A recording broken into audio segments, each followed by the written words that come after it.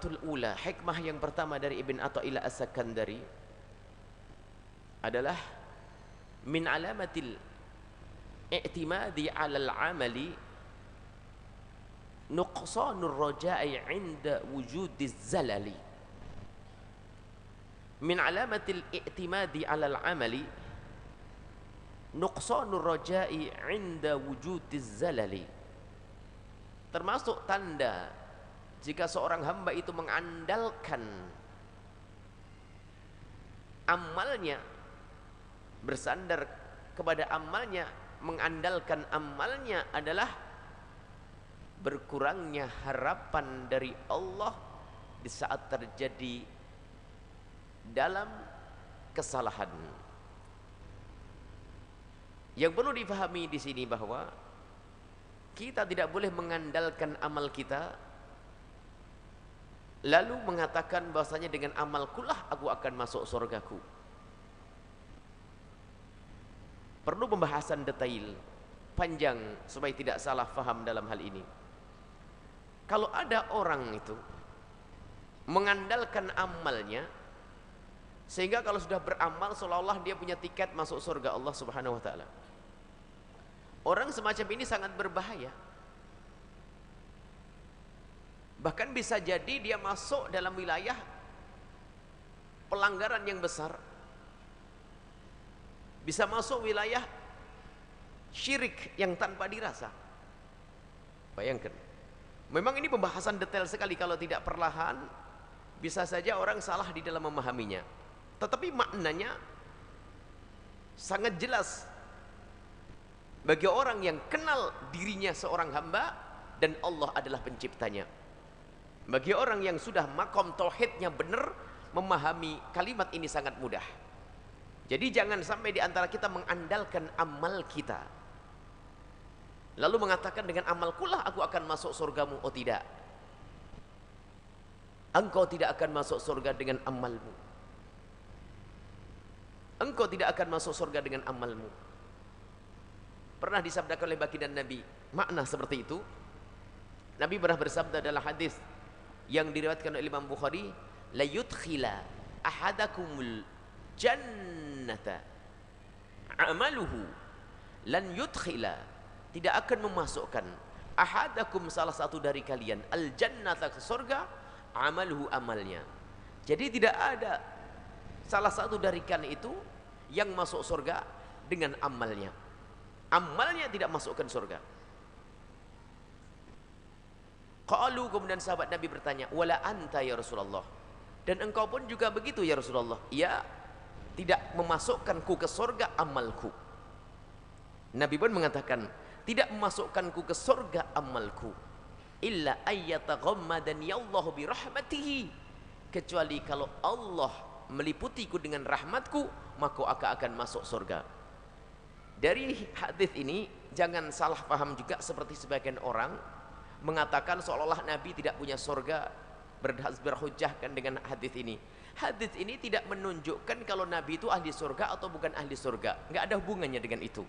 Hadis ini menunjukkan bahwasanya kalian itu jangan mengandalkan amalmu untuk masuk surga.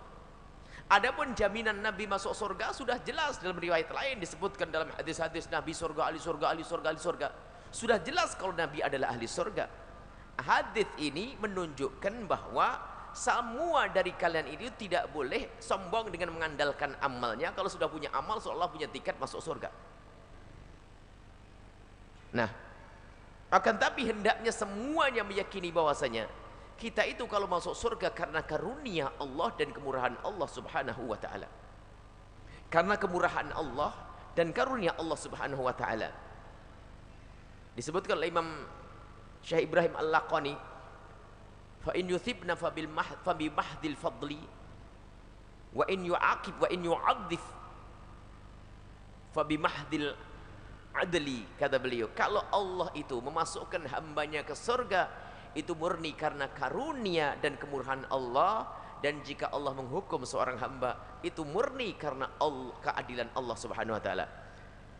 Nah, di sini jangan sampai salah paham lalu orang berkata, wah kalau begitu aku nggak perlu beramal pun amalku tidak akan masukkanku ke surga. Kalau memang begitu, apa artinya aku harus beramal? Kalau memang amalku tidak menjadikan aku masuk surga. Ingat di dalam akidah kita. Dalam akidah kita ahli sunnati wal jamaatil asy'ariyati, di situ juga diajarkan adab kepada Allah. Tidak ada siapapun dari hamba ini yang mewajibkan atas Allah untuk melakukan sesuatu apapun. Sehingga di dalam akidah kita tidak wajib bagi Allah memasukkan seorang soleh ke surga, dan juga tidak wajib bagi Allah untuk memasukkan Abu Jahal ke neraka. Kalau Allah memasukkannya suka-suka. Jangan sampai kita mengatur Allah.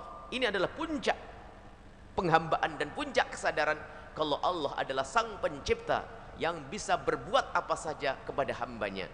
Artinya tidak wajib bagi Allah untuk memasukkan Abu Jahal ke neraka, dan juga tidak wajib bagi Allah untuk memasukkan seorang nabi ke surga. Sebab jangan sampai kita mengatakan kepada Allah, ya Allah wajib kau lakukan yang demikian itu. Nggak ada. Suka-suka kalau Allah masukkannya. Cuman Allah di situ punya rambu-rambu juga. Allah mempunyai, Allah dari pihak dari. Jadi ini adalah satu kalau kita kan dalam kontrak itu ada ikatan dari dua belah pihak.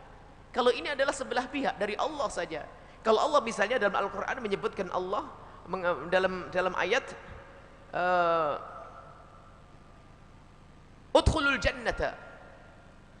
jannata, masuklah engkau ke surga. Bima kuntum ta'malun, dengan apa yang kau lakukan. Nah ini, masuklah surga dengan amalmu.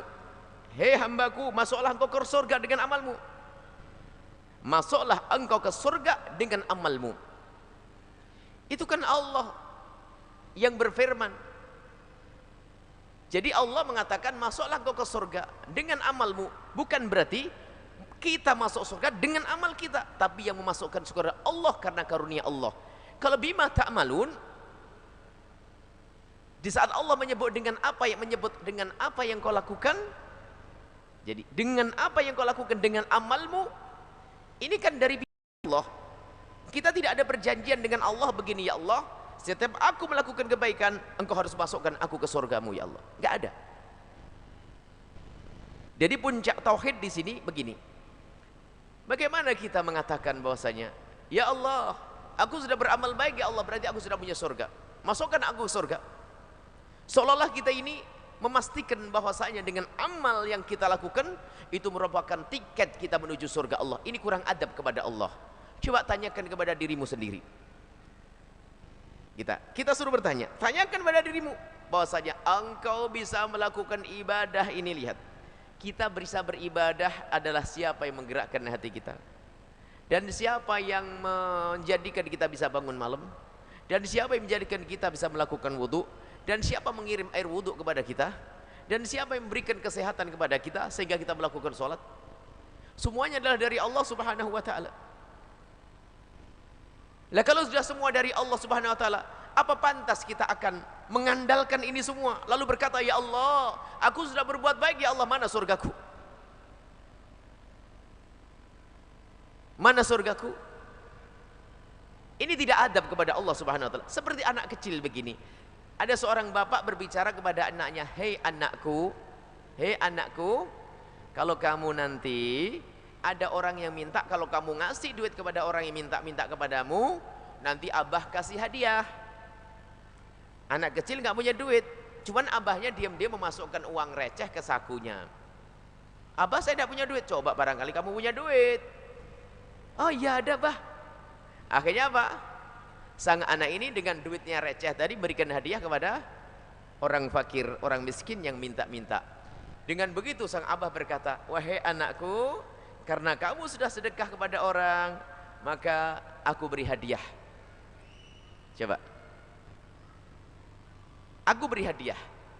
Ini bentuk kelembutan seorang bapak. Yang beri duit kan bapaknya juga, yang beri hadiah juga bapaknya.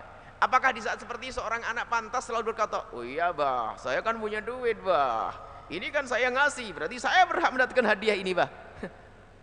Apa pantas seorang anak ngomong begitu kepada bapaknya? Bah, iya dong bah, mana hadiahnya bah? Mana hadiahnya? Kan saya sudah ngasih hadiah kepada orang, saya berhak dong. Kalau dia sadar dan tahu bahwasanya duitnya dari bapaknya, nggak mungkin dia ngomong gitu. Tapi di saat dia tidak tahu kalau duit itu dari bapaknya, maka seenaknya dia ngomong, "Bah, aku sudah ngasih duit ke orang itu, mana hadiahnya? Ini duit sudah tak kasih, Bah, mana hadiahnya?" Karena dia tidak tahu kalau duit itu dari bapaknya, maka dia pantas ngomong begitu. Tapi kalau dia sadar, tahu bahwasanya uang itu dari bapaknya, apakah mungkin anak tersebut lalu berkata, "Bah, mana hadiahnya?" Nggak mungkin. Kalau anak itu sadar dan berakal, kalau uang itu dari bapaknya, kemudian setelah dia berinfak lalu minta hadiah kepada bapaknya, padahal uang dari bapaknya. Sama manusia, kalau dia menyadari bahwa semuanya dia bisa beramal baik itu adalah karena Allah yang menggerakkan hatinya, Allah yang memberikan kekuatan kepadanya, Allah yang memberikan kepada dia kesehatan sehingga bisa melakukan sholat. Kalau dia sadar kalau semua ini dari Allah, maka tidak akan setelah itu dia berkata, "Ya Allah, aku sudah beribadah ya Allah, mana surga untukku ya Allah, mana pahala untukku ya Allah." Tidak akan seperti itu. Permasalahannya di saat kita tidak sadar, seolah-olah setelah kita beribadah sudah petentang-petentang selang mari. Aku sudah sholat malam berapa tahun nih, sudah puasa, surga bagiku ya Allah, mana surgaku ya Allah. Ya ada. Ketahuilah engkau tidak akan masuk surga dengan amalmu, akan tapi yang masukkan surga engkau adalah Allah gitu. Ibadah katakan, jadi masukkan surga kita adalah Allah. Dan Nabi masuk surga bukan dengan amalnya, tapi Nabi dijamin surga oleh Allah, bukan karena amalnya, karena Nabi pilihan Allah. Maka sangat salah yang mengatakan Nabi tidak punya jaminan surga. Nabi punya jaminan surga. Tempatnya Nabi surga tertinggi. Dan hadis Nabi ini tidak ada hubungannya dengan jaminan surga untuk baginda Nabi Shallallahu Alaihi Wasallam. Kemudian setelah itu ada orang berkata begini, "Loh, kalau memang amal itu nggak menjadikan saya masuk surga, lalu untuk apa saya beramal baik?" Nah ini, baik, ungkapan ini tidak akan muncul kecuali dari orang yang tidak sadar dirinya hamba Allah.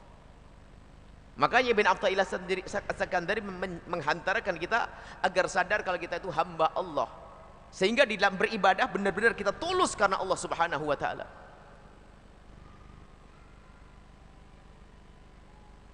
Jadi seorang hamba melakukan ibadah karena Allah. Kalau seorang hamba itu sadar dirinya hamba, hamba itu apa sih? Kan begitu. Aku adalah hambamu ya Allah. Baik, kalau hamba kau harus patuh dong. Kecuali di saat itu kita tidak sadar kalau diri kita adalah hamba. Kalau memang engkau adalah hamba Allah dan sadar hamba Allah, ya sudahlah, kau dengar perintah Allah dan selesai. Jika engkau benar-benar menyadari dirimu seorang hamba. Jadi Ibn Athaillah As-Sakandari ingin menghantarkan kita agar kita itu sadar kalau kita hamba Allah. Sehingga nanti derajat tauhid yang tinggi itu kalau beribadah bukan karena mengharap surga dan bukan karena takut neraka. Tapi memang kita harus takut dengan neraka. Tapi bukan jauhnya dari neraka bukan karena ibadah kita, masuknya surga bukan karena ibadah kita.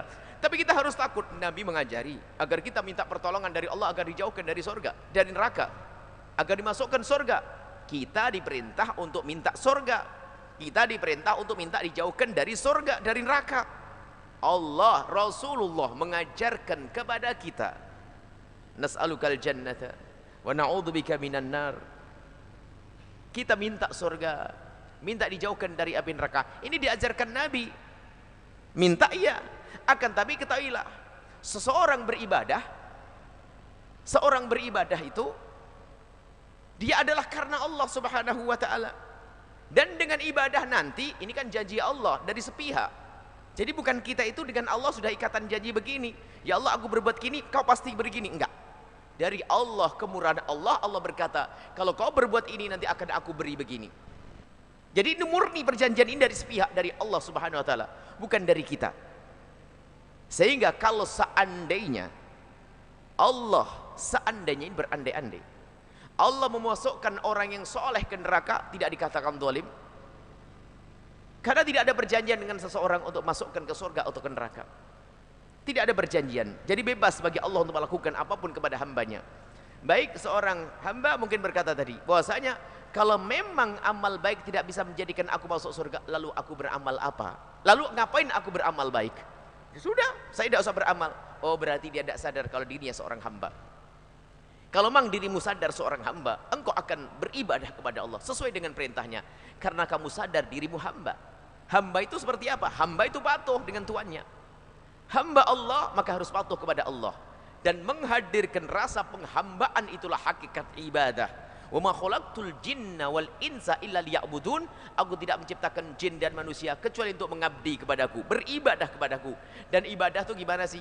Ibadah apa? Sujud ruku'. Sujud ruku' adalah bentuk ibadah. Dan hakikatnya adalah kesadaran dirimu, kesadaran dirimu bahwasanya dirimu adalah hamba Allah, itulah hakikat ibadah. Maka sujud ruku' kita ini adalah karena kita hamba Allah, diperintahkan seperti itu. Aku melakukan puasa karena aku adalah hamba Allah. Dan penghambaan kepada Allah. Makanya tinggi pangkatnya manusia itu adalah di saat dia semakin sadar kalau dirinya hamba. Lah kalau kamu sebagai seorang hamba yang tidak punya apa-apa, apakah pantas setelah itu mengandalkan kalau aku punya amal? Kemudian dengan amalku masuk surga. Ini soal adab, kurang adab kepada Allah Subhanahu wa taala. Nah, merasa dirinya seorang hamba ini adalah puncak yang sangat tinggi yang digapai oleh seorang hamba, menyadari dirinya sebagai seorang hamba. Lah kalau sudah benar-benar penghambaannya kuat kepada Allah, apapun perintah dari Allah akan dijalani. Jangan lakukan ini, dia akan menjauhi. Lakukan ini, akan melakukan semua. Karena apa? Dia seorang hamba.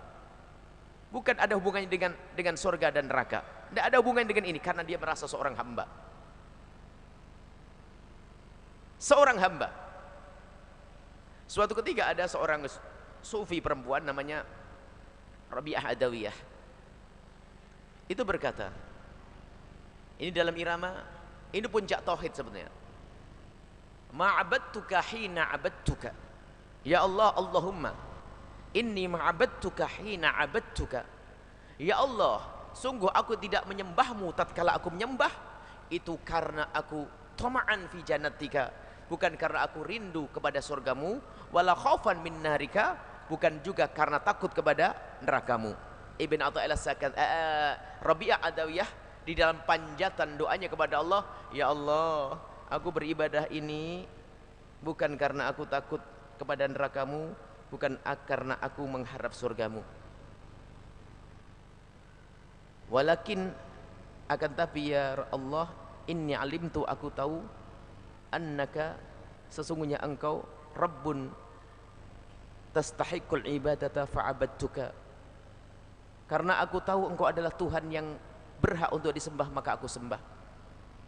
Ini kalimat Rabi'ah Adawiyah ini sering difahami dengan salah sebagian orang, lalu berkata begini, kurang ajar Ibn Athaillah, kurang ajar Rabi'ah Adawiyah, masa mengatakan aku beribadah bukan karena mengharap surgamu dan juga bukan karena takut nerakamu ya Allah, tapi aku beribadah ini karena aku menemukan dirimu Tuhan yang berhak untuk disembah, maka aku sembah. Yang tidak paham mengatakan Rabi'ah merendahkan surga. Oh tidak, Rabi'ah tidak merendahkan surga. Justru Rabi'ah di sini ingin nampakkan penghambaannya. Jadi apa yang dilakukan oleh Rabi'ah Adawiyah di dalam mengabdikan dirinya kepada Allah, karena dia meyakini Allah adalah Tuhannya yang berhak untuk disembah, maka dia menyembah. Bukan urusan surga dan neraka. Adapun kalau ditanya, ya Rabi'ah, apakah kamu takut neraka? Ya takut dong. Apakah kamu ingin masuk surga? Ya iya dong. Tapi di saat aku menyembah Allah, bukan karena itu. Ini beda permasalahannya. Jangan sampai dipahami dengan salah. Sebagian orang yang benci dengan tasawuf, benci kepada Rabi'ah Adawiyah, lalu mengatakan bahasanya itu kalimat syirik. Syiriknya di mana? Merendahkan surga. Tidak ada merendahkan surga. Rabi'ah Adawiyah hanya berkata, ma'abadtuka hina abadtuka, aku tidak menyembahmu ya Allah tatkala aku menyembah. Maksudnya aku tatkala beribadah kepadamu bukan karena aku takut kepada neraka, bukan karena aku mengharap surga ya Allah. Ini bukan merendahkan, tapi aku menyembahmu ini karena aku menemukan dirimu zat yang pantas disembah, maka aku sembah. Kalau kalimat ini dianggap salah, berarti kebalikannya yang benar, gitu loh kaidahnya. Jadi gini loh, kalau omongannya Rabi'ah Adawiyah itu salah, maka lawannya yang benar. Lawannya gimana? Coba. Lawannya yang parah. Lawannya begini, Allah. Ya Allah, aku menyembahmu ini karena aku takut kepada nerakamu dan karena aku mengharap surgamu, bukan karena aku mengakuimu sebagai Tuhan yang pantas disembah. Kurang ajar. Coba saja diamati kalimatnya. Ya Allah, ini kalau dikatakan kalimat tadi salah, maka kebalikan yang benar. Ya Allah, Sungguh aku beribadah kepadamu karena aku takut kepada surgamu, enggak karena aku mengharap surgamu, dan karena aku takut kepada nerakamu. Ya Allah, ini yang salah. Ya Allah, sungguh aku menyembahmu itu karena aku mengharap surgamu dan karena aku takut nerakamu, bukan karena engkau sebagai Tuhan yang layak disembah. Kan syirik. Coba saja kalimatnya dicermati. Mereka lah orang-orang yang sering mengatakan hikmahnya Ibn Athaillah Sakandari karena hikmah mauhumah, hikmah tidak bermakna. Omongan Rabi'ah Adawiyah adalah omongan menyesalkan. Oh tidak, Rabi'ah Adawiyah adalah munajatnya yang lain minta, ya Allah berikan kepadaku surga, surga, surga, jauhkan dari neraka. Tapi Rabi'ah Adawiyah itu bermunajat untuk dengan kesadaran dirinya seorang hamba. Aku menyembahmu ya Allah karena engkau memang zat yang pantas disembah. Jadi aku beribadah itu karena aku hambamu ya Allah, selesai. Bukan karena surga, bukan karena mengharap surga, bukan. Pengharapan surga babnya lain. Jadi kalau ditanya, kamu pengen masuk surga? Ya mau, karena di surga adalah keridhaan Allah Subhanahu wa taala. Mau masuk neraka? Ya tidak. Karena tempat murka Allah. Ini bab ibadah.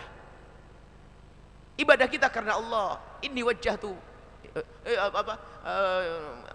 inna salati wa nusuki wa mahyaya wa mati lillahi rabbil alamin. Salatku, ibadahku, hidupku, matiku untuk Allah, hanya untuk Allah Subhanahu wa taala. Cuman biasanya ini di kalangan tasawuf kan ada tasawuf palsu, tasawuf gadungan yang merusak. Ini ngobrol setiap malam, akhirnya menjadikan orang ngobrol malam ngelantur sana kemari, sehingga orang keluar akhirnya, oh berarti saya tidak perlu ibadah. Oh enggak, karena ini nggak perlu ibadah kalau begitu. Kata Ibn Athaillah Sakandari, kenapa? Aku beribadah, ngomong, aku beribadah ini bukan karena aku beribadah hanya mengharap Allah, aku tidak butuh surga. Oh enggak, salah. Rabi'ah tidak pernah mengatakan begitu, jangan salah ini. Biasa ini. Ini adalah biasanya ini sufi palsu yang sering sombong. Jadi kalau ngomong sama kawan-kawannya sambil ngobrol sampai jam 4 malam, enggak tasahajudan, yang ngomong, saya itu ibadah itu bukan hanya karena Allah, saya tidak butuh kepada surga. Wih, tidak butuh kepada surga. Kalimat itu salah. Rabi'ah Adawiyah tidak mengatakan tidak membutuhkan surga, tapi menghubungkan dengan ibadahnya itu bukan karena surga, tapi aku beribadah karenamu ya Allah. Itu saja. Baik, dari hikmah ini yang bisa kita ambil, yang pertama adalah masalah akidah, yaitu keimanan yang harus kita bangun bahwasanya kita itu tidak boleh mengatakan bahwasanya wajib bagi Allah untuk melakukan sesuatu kepada hambanya. Jangan katakan seperti itu. Ini akidah kita ahli sunnati wal jamaati. Yang pertama yang diambil dari hikmah ini masalah akidah. Jangan sekali-kali kita berkata wajib bagi Allah untuk melakukan ini kepada hambanya. Orang soleh wajib bagi Allah untuk masukkannya ke surga. Enggak, jangan katakan wajib. Tapi orang soleh tempatnya di surga karena janji Allah. Wasari'u ila maghfiratin min rabbikum jannatin 'arduha as-samawati wal 'iddat lil muttaqin. Orang-orang yang bertakwa dijanjikan oleh Allah surga. Iya, akan tapi lihat kalimatnya, jangan mengatakan Allah wajib melakukan. Ini adab. Ini yang dibahas dalam akidah kita. Jadi kecuali kaum Mu'tazilah mengatakan wajib bagi Allah untuk melakukan ini itu. Tapi akidah kita ahli sunnati wal jamaati diambil daripada hikmah ini bahwasanya kita tidak boleh mengatakan wajib bagi Allah untuk melakukan A, B, C, D, untuk melakukan ini itu enggak wajib bagi Allah. Jadi harus kita yakini, termasuk tidak wajib memasukkan Abu Jahal ke neraka, tidak wajib masukkan Nabi ke surga. Akan tapi hamba-hamba yang dimasukkan oleh Allah ke surga itu murni karena kemurahan Allah Subhanahu wa taala, dan semoga kita termasuk mendapatkan kemurahan Allah Subhanahu wa taala. Ini. Yang kedua adalah masalah kesadaran di dalam beribadah. Itu hakikat khusyuk. Sebab apa? Kalau orang beribadah mengharap surga, itu termasuk bagian khusyuk juga. Cuman martabatnya khusyuk ini macam-macam. Martabat ikhlas, mohon maaf, bukan khusyuk. Martabat ikhlas tulus. Ada orang beribadah, aku berbuat baik karena mendapatkan surga. Sah-sah saja mengharap surga. Tapi yang tidak boleh meyakini amalnya itu yang menjadikan dia masuk surga. Gara-gara nggak boleh, aku masuk surga dengan amalku ya Allah, tidak. Sampai suatu ketika dikisahkan bahwasanya ada orang yang di saat disuruh masuk surga, ya abdi, hai hambaku, masuklah kau surga dengan rahmatku. Nggak terima dia, ya Allah, aku masuk surga dengan amalku, sepanjang hidupku aku beramal baik, tidak pernah bermaksiat ya Allah, aku akan masuk surga dengan amalku. Oh, engkau mengandalkan amalmu, baik, ayo ditimbang amalmu yang banyak mulai dari kau dilahirkan sampai kau mati dengan nikmat yang aku berikan kepadamu, nikmat mata saja, ayo ditimbang. Ditimbang nikmat mata di satu timbangan, nikmat yang namanya ibadah ditimbang di sebelahnya, kalah dengan nikmat mata. Jadi gak sebanding apa yang kita berikan untuk Allah dengan apa yang Allah berikan kepada kita. Maka jangan sombong deh, jangan ngandalkan amal. Beramal iya karena kita sebagai seorang hamba. Kalau ada orang berkata aku tidak mau beramal, berarti dia tidak menyadari diri hamba. Lah kalau sudah tidak mengakui dirinya hamba, berarti tidak mengakui Allah Tuhannya. Tempatnya bukan di surga. Hati-hati, jangan sampai masuk tasawuf yang salah. Aku tidak mau beramal. Kalau yang tidak mau beramal berarti tidak menyadari diri hamba. Kalau engkau menyadari dirimu hamba, Allah mengatakan aqimus shalah, lakukan salat. Sumu Ramadan, puasa bulan Ramadan.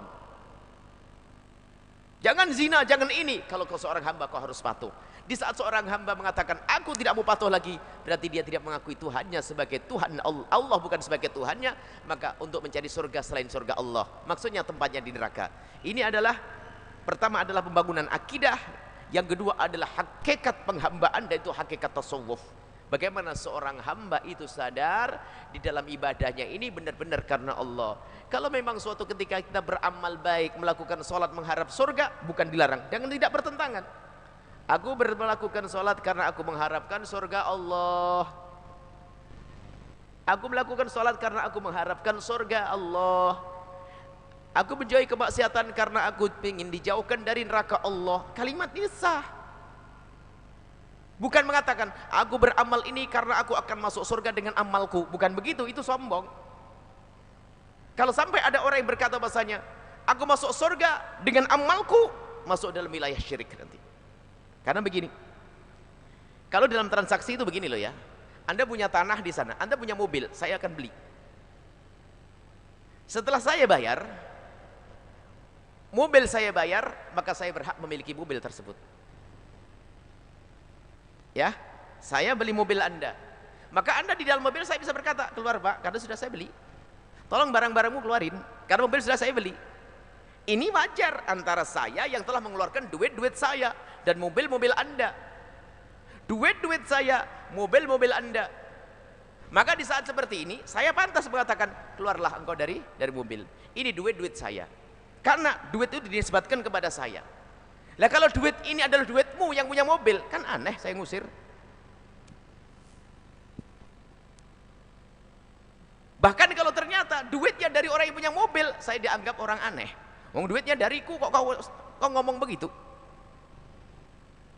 Duitnya itu dari siapa? Duit ini? Ya dari kamu. Lah terus? Ya karena sudah saya beli. Lah tapi duitnya dari siapa? Dari kamu. Tuh aneh kamu itu. Wong duitnya dari aku kok. Sekarang tanyakan dirimu sendiri. Kamu bisa beribadah, punya tenaga, kekuatan dari siapa? Seolah-olah kita bisa berbuat karena tenaga kita sendiri. Saya menciptakan kekuatan dari diriku sendiri. Lah itu syirik. Saya menguatkan, memberikan kekuatan dari diri sendiri sampai aku bisa beribadah. Maka ini ibadah adalah dari diriku sendiri. Aku saudarakan kepadamu, ya Allah, inilah amalku dari diriku sendiri, semua dari aku. Tidak ada orang ngomong begitu. Yang ngomong begitu adalah bukan ahli iman. Selesai sampai di sini. Maka ini adalah puncak pendidikan agar kita sadar diri kita adalah seorang hamba, dan dari sinilah penghambaan yang sesungguhnya, ibadah yang sesungguhnya. Orang beribadah tidak ada artinya kecuali menyadari dirinya hamba. Bayangkan ada pembahasan yang dibahas oleh para ahli tasawuf tentang yang merusak amal. Di antaranya adalah berbuat bukan karena Allah, namanya riya. Jadi kita melakukan ibadah ternyata senang dilihat orang. Ini kan halus. Berarti diam-diam dia tuh menyandap, mengatakan dirinya itu adalah aku perlu disanjung oleh hamba ini. Berarti sebetulnya Allah hilang dari hatinya. Tapi kalau orang sudah sampai derajat ini, nggak akan dia kemasukan namanya riya. Kalau sudah masuk derajat ini, sebab ibadahnya benar karena Allah, dan dia yakin masuk surga karena Allah, dan amalku bukan menjadikan sebab aku masuk surga, akan tapi karena karunia Allah, dan aku beribadah ini karena aku sebagai hamba Allah dan harus aku lakukan. Nggak mikir orang. Tapi lihat, orang yang masih beribadah ngelirik sana sini, maka sebetulnya dia adalah telah menoleh dari Allah, berpaling dari Allah, menoleh kepada selain Allah, membuat murka Allah Subhanahu wa taala. Maka ini hikmah dahsyat luar biasa diletakkan yang pertama, agar semua dasar-dasar ibadah kita nanti harus kita lakukan atas dasar kita ini adalah hamba Allah. Selesai. Lakukan semua perintah karena dirimu adalah hamba Allah. Jangan mikir yang lainnya. Surga gimana? Ya aku pengen masuk surga. Neraka gimana? Ya aku pengen jauh dari neraka. Tapi ibadahmu bukan karena itu semuanya. Akan tapi ibadahmu karena engkau adalah seorang hamba. Ibadahmu karena engkau seorang hamba. Maka kalau sudah sampai derajat ini, gak akan masuk yang namanya riya, gak akan masuk yang namanya ujub. Ujub berbangga dengan dirinya sendiri. Ya gak akan berbangga dong dia. Karena apa? Dia tahu ibadahnya ini bisa dilakukan karena karunia Allah. Gimana saya berbangga? Ya Allah, gimana aku akan bangga dengan amalku sendiri? Karena yang menjadikan aku bisa beramal adalah engkau. Satu. Gimana bisa riya? Karena apa? Yang dilihat hanya Allah.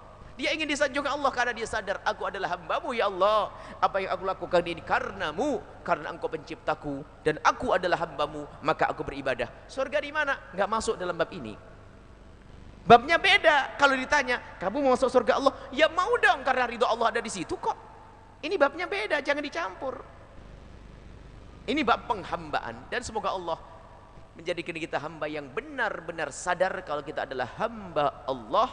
Sehingga apapun yang kita lakukan dari ibadah-ibadah kita itu berangkat dari kesadaran kita seorang hamba dan Allah adalah Tuhan kita. Layaknya seorang hamba kepada Tuhannya adalah mengabdi, patuh, menjauhi larangannya dan menjalankan perintahnya. Maka seorang sufi tidak ada yang telik dari urusan ibadah. Seorang sufi tidak ada yang ngentengin ibadah. Seorang sufi, seorang yang menyadari dirinya hamba, maka dilihat sampai tawarramat qadamah, sampai kakinya bengkak dalam ibadah. Itulah Rasulullah sallallahu alaihi wasallam. Wallahu a'lam bissawab.